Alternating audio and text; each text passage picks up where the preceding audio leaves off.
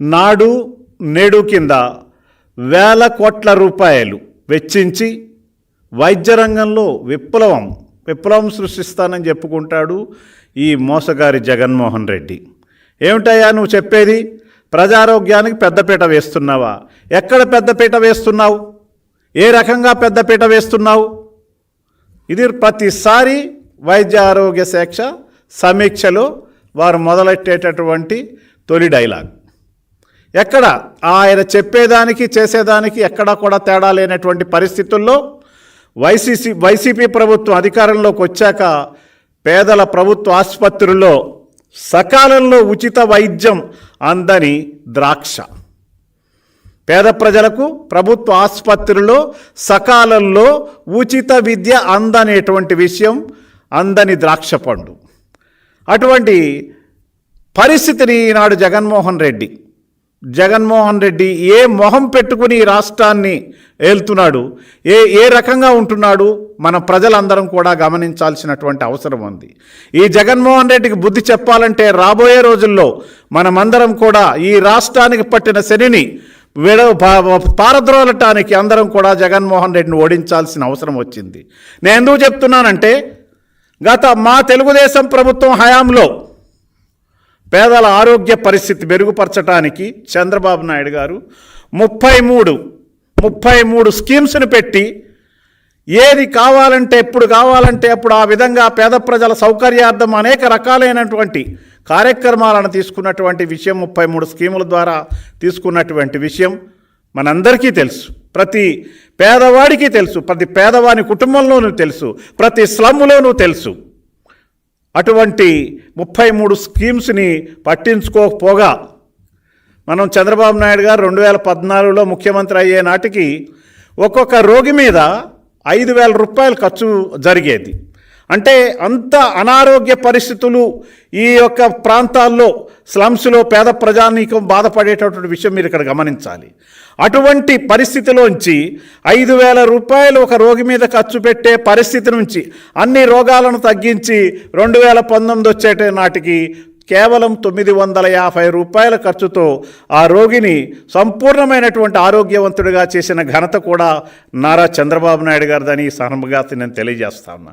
ఎందుకు 33 స్కీముల ద్వారా ఎక్కడికక్కడికి ఏ ప్రాంతానికి ఆ ప్రాంతానికి, ఏ హాస్పిటల్కి ఆ హాస్పిటల్కి పూర్తి స్థాయి సౌకర్యాలను ఏర్పరిచినటువంటి మహానుభావుడు నారా చంద్రబాబు నాయుడు గారు. ఇది ప్రజలందరూ గమనించాలి. అటువంటి పరిస్థితుల్లోంచి మరి ఈనాడు జగన్మోహన్ రెడ్డి మళ్ళా 4,000 రూపాయలు ఒక రోగి మీద ఖర్చు పెట్టడానికి తీసుకుపోయాడు. అంటే ప్రజల ఆరోగ్యంతో, ప్రజల బతుకులతో, అసలే చితుకుల బతుకులైనటువంటి పేద ప్రజానీకం బతుకులతో ఆటలాడుకుంటున్నాడు ఈ జగన్మోహన్ రెడ్డి అనేటువంటి విషయాన్ని సందర్భంగా నేను తెలియజేస్తా ఉన్నా. అంతేకాకుండా వైసీపీ పాలనలో ప్రభుత్వ ఆసుపత్రులు నరక కూపాలుగా, సరైనటువంటి సౌకర్యాలు లేకుండా చాలా చండాలంగా చెత్త బుట్టలు పెట్టే ప్రాంతం కన్నా హీనంగా జరుగుతున్నటువంటి విషయం మనం చూస్తున్నాం. అంతేకాకుండా అత్యాచార కేంద్రాలుగా, ఏమిటిది సిగ్గుచేటు. ఈ యొక్క భారతావనిలో, ఈ ఆంధ్రదేశంలో ఇటువంటి పాలన కొనసాగుతోంది అంటే, పచ్చి మోసగారైనటువంటి జగన్మోహన్ రెడ్డి పాలన కొనసాగుతుందంటే ఎవరు హర్షించలేనటువంటి పరిస్థితులతో ఉన్నటువంటి విషయాన్ని, ఈ అసమర్థ పాలకుడిని తొలగించాలనే విషయాన్ని అందరూ కూడా గమనిస్తూ ఉన్నారు. నెల్లూరు హాస్పిటల్ తీసుకుందాం. డాక్టర్లు లేక సెక్యూరిటీ సిబ్బందితో, కూలీలతోటి, స్వీపర్లతోటి వైద్యం చేయించడం సిగ్గుచేటు కదా జగన్మోహన్ రెడ్డి? ఏ రకంగా నువ్వు ఈ రాజ్యాన్ని వెళ్తున్నావు? నీకు ఇచ్చిన పని ఏమిటి? నువ్వు చేసే పని ఏమిటి?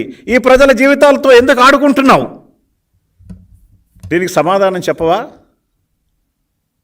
చెప్పవలసిన బాధ్యత నీది ఉంది.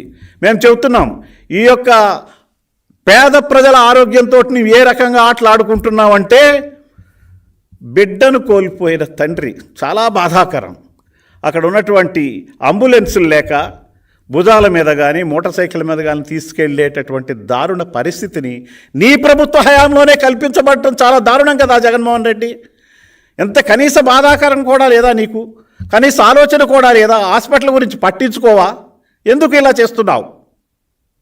ప్రజలందరూ కూడా నిన్ను ఎప్పుడు దిగిపోతావా, ఎప్పుడు పోతావా, ఈ రాష్ట్రం ఎప్పుడు బాగుపడుతుందా అని ఆలోచిస్తున్నారు. వారి ఆరోగ్యంతో కూడా నువ్వు ఆటలాడుకుంటే ఏ రకంగా చూస్తూ ఊరుకుంటాం? అయినా పెత్తందారుల పాలకుడవే కానీ సామాన్య మానవుడి గురించి పట్టించుకోవని చెప్పి అందరూ అనుకుంటున్నారు. పెత్తందారుల కోసం, ముఖ్యంగా నీ సలహాదారుల కోసం లక్షలాది రూపాయలు, కోట్లాది రూపాయలు నువ్వు నీ సలహాదారులకు జీతాల రూపంలో, ఇతర అలవెన్సుల రూపంలో ఇస్తున్నావు. కానీ పేద ప్రజానీకానికి ఆరోగ్య విషయంలో ఎందుకు వెనక్కిపోతున్నావు? వారికి కేటాయించిన సొమ్మును ఎందుకు ఇవ్వలేకపోతున్నావు? ఆసుపత్రుల అభివృద్ధి కోసం నేషనల్ హెల్త్ మిషన్ ద్వారా విడుదల చేస్తున్న కోట్లాది రూపాయలు ఎక్కడ పంపించావు? ఎక్కడ తీసుకుపోతున్నావు?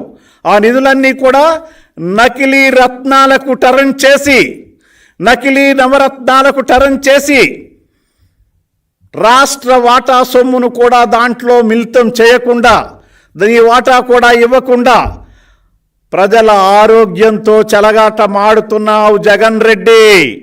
దీనికి మూల్యం నువ్వు చెల్లించుకోక తప్పదు. ఇది దుర్మార్గం. ఈ దుర్మార్గమైనటువంటి పాలన నుంచి నువ్వు ఈ ప్రాంతం నుంచి నిన్ను పారద్రోలి ఆంధ్రప్రదేశ్ ప్రజలు సరైన నిర్ణయం తీసుకునే సమయం కూడా ఆసమైంది.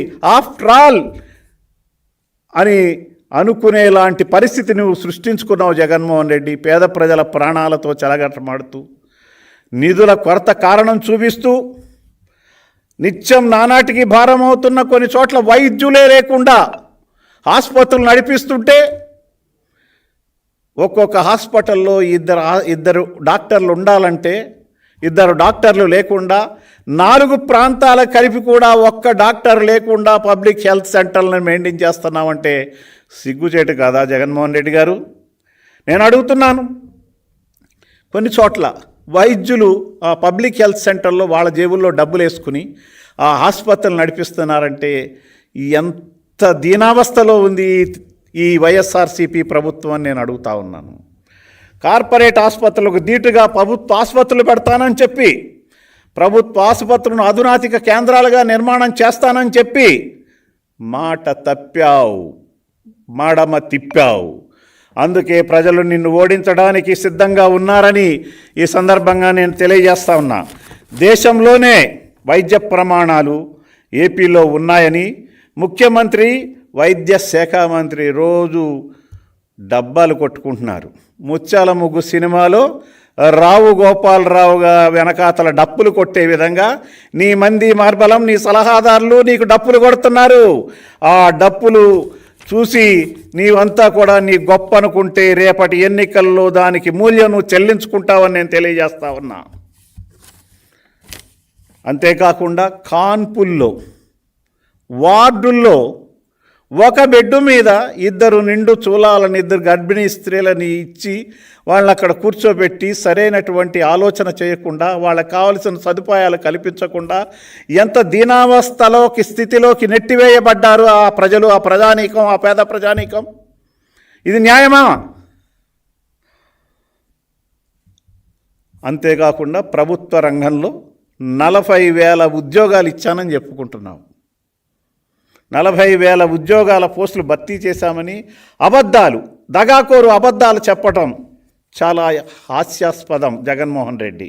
దీని మీద మీ వివరణ కోరుతున్నాం, మీ శ్వేతపత్రం కోరుతున్నాం.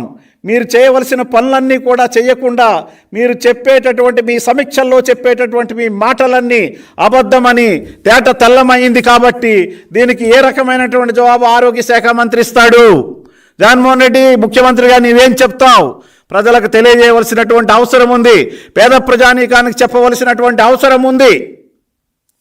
ఇన్ని వేలు చేసాం, అన్ని వేలు చేశామని కోట్లాది రూపాయలు ఖర్చు పెట్టి నీ సాక్షి మీడియాలో అడ్వర్టైజ్మెంట్ రూపంలో కోట్లాది రూపాయలు ఇస్తావు. ప్రజలకు, పేద ప్రజల బతుకులకు, వారి బతుకులు చితుకులైనా పర్వాలేదని వాళ్ళ జీవితాలతో చెలగాట మాడుకుంటూ కనీస వసతులు కల్పించలేనటువంటి దౌర్భాగ్యపు స్థితిలో నీ ఉంటాం. చాలా సిగ్గుచేటు కాదా నీకు?